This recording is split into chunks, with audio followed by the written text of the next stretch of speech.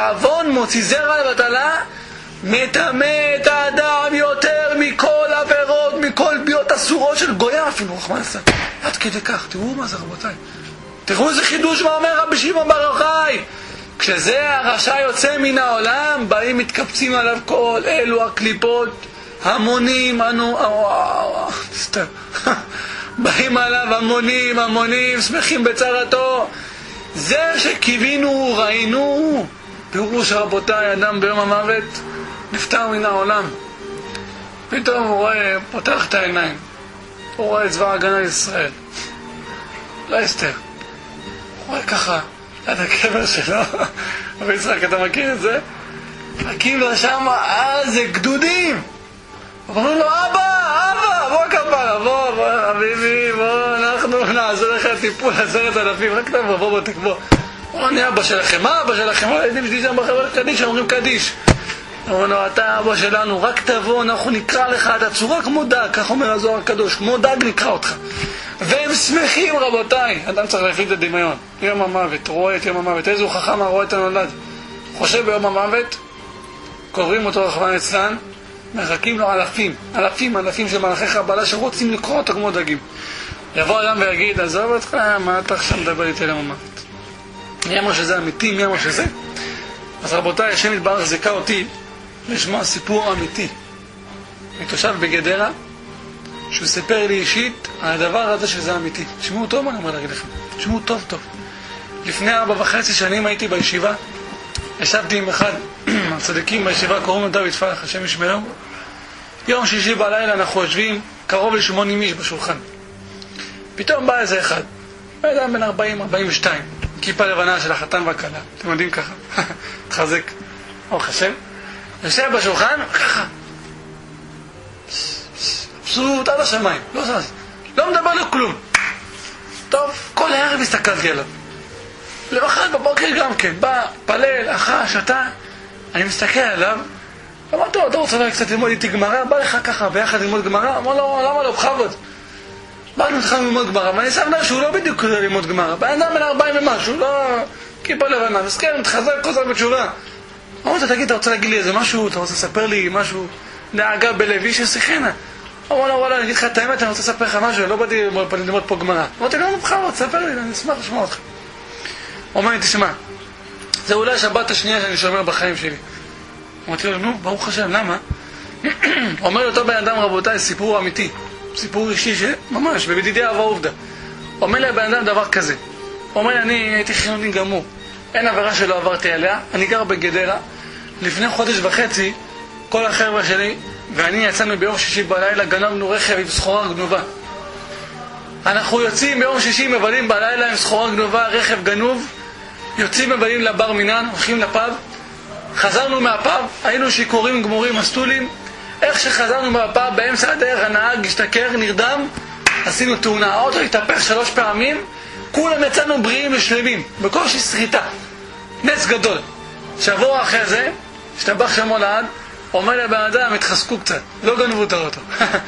הפעם הם נסעו ביום שישי, ברוך השם, התחזקו, עשו תשובה. מה? נסעו ביום שישי בלי אוטו גנוב. נו, ברוך השם, ישראל. אמרתי לו, מה קרה? אומר לו עוד הפעם, נסענו לבר מינה בתל אביב, השתכרנו, שתינו, השתכרנו, חזרנו, עוד פעם תאונה, האוטו מתחזק, יוצאים בריאים ושלמים. אמרתי לו, נו, מה עשיתי פעם שלישית, מה זה לונה פארק?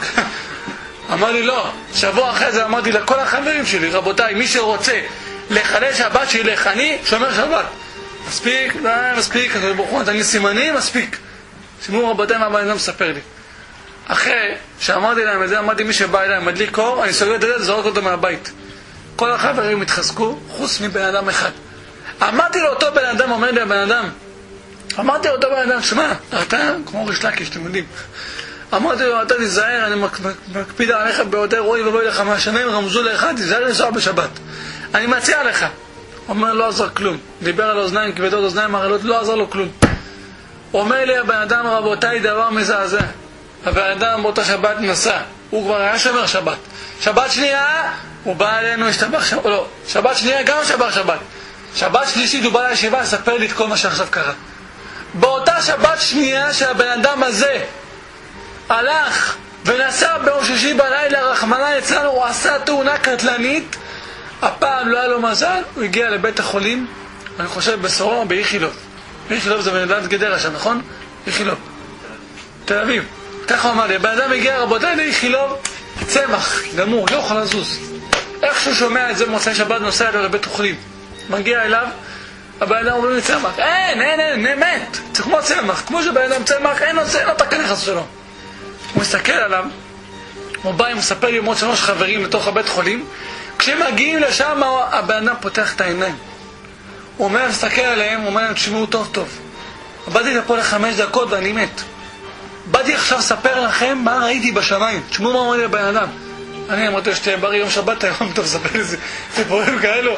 אמר לי, כן, תשמע, אתה חייב לשמוע, בגלל זה באתי. אמרתי לו, תמשיך, חיזקת אותי.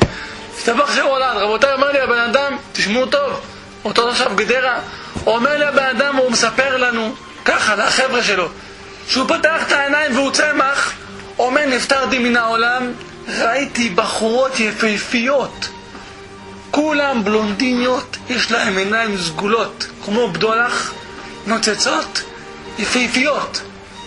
רק דבר אחד היה מוזר בהם. מה היה להם? לא היה להם ידיים כמו בני אדם, היה להם ידיים כמו חרב סמוראית. כולם, אומר אותו בן אדם שהוא צמח, עומד למות, באו כולם וחירו אותי כמו דקירות של נפה, עשו אותי כמו נפה, חור עשו אותי, והרגשתי כל דקירה ודקירה ממש כמו חרב סמוראית בתוך הלב. באתי לספר לכם את זה, הוא אומר לי הבן אדם, אני ברחתי, החבר'ה, אתה רוצה לשאול אותם?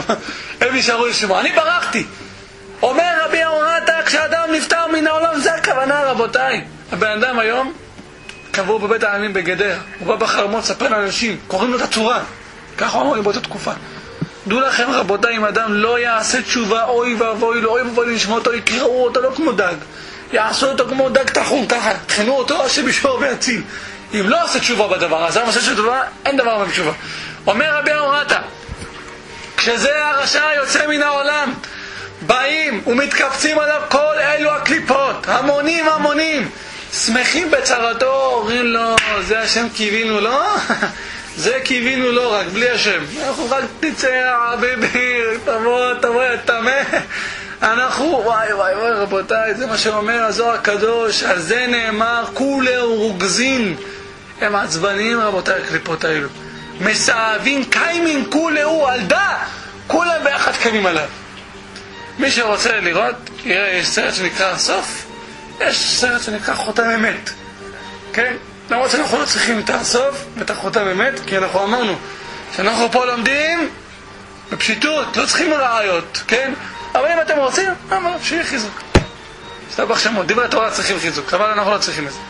רבותיי, ממשיך רבי אורתה פגם י"ח, מה שמסיים שם בזוהר הקדוש. נו, כמה אנשים רבי אבילה היו השנה אצל רבי שמעון בר יוחאי? כמה מיליונים? היו כמה מיליונים, נכון? מאוד? לא, היו יותר ממיליון איש. היו יותר ממיליון איש. היו. רבותיי, רבי שמעון בר יוחאי, תראו מה הוא כותב. אם אנשים היו יודעים מה רבי שמעון בר יוחאי, הוא אומר, אוי ואבוי לאנשים. תראו מה אומר רבי שמעון בר יוחאי. מה אתם חושבים? רבי שמעון בר יוחאי כותב את זה, אומר, לא, זה הדור של העבר, השם ישמור ויציל. אומר הפנחס מקוריץ, מה שכתוב בזוהר הקדוש, בגין דה יפקון עם ישראל מגלותה, מהזוהר הקדוש עם ישראל יצא מהגלות. מה הכוונה? מה אומר רבי שמעון בר יוחאי? כותב, כל הגאולה תלויה בפגם הברית. גאלת בזרוע עמך בני יעקב ויוסף, סלע זה לעולם ועד. יוסף זה שמירת היסוד. אומר רבי שמעון בר יוחאי, גאלת בזרוע עמך, סלע שזה הגאולה האחרונה, מה זה תלוי? יוסף, שמירת הברית. נגמר הסיפור, זה הכוונה. שמירת הברית, כל הגאולה תלויה בברית. אומר רבי שמעון בר יוחאי, וגרמו דברית, דד ישתעבד בסיטר מסעבה, שגורם זה רשע שפוגם בברית רחמנא ליצלן להשתעבד ברית העליון, שכל העולמות קיימים עליה על מידת יסוד צדיק, שאדם ששומר את הברית הוא מוריד שפע לכל העולמות. תראו מה זה רבותיי. התקשר אליי בחור שבוע שעבר ביום שישי או בערב חג, הוא מתקשר אליי, הוא בוכה לי בטלפון, הוא אומר, אני רוצה לתרום 60 ספרים. אמרתי לו, מה קרה? הוא אמר לי, עכשיו אני פתחתי את הספר, אני קורא מהרבי דפתיה. מה אתה קורא? אמרתי לו, אתה חייב להגיד לי. הוא אומר לי, אני בוכה. אמרתי לו, שכר, אמרתי לו, חכה, למה אתה בוכה? תראו רבותיי איזה מרגש.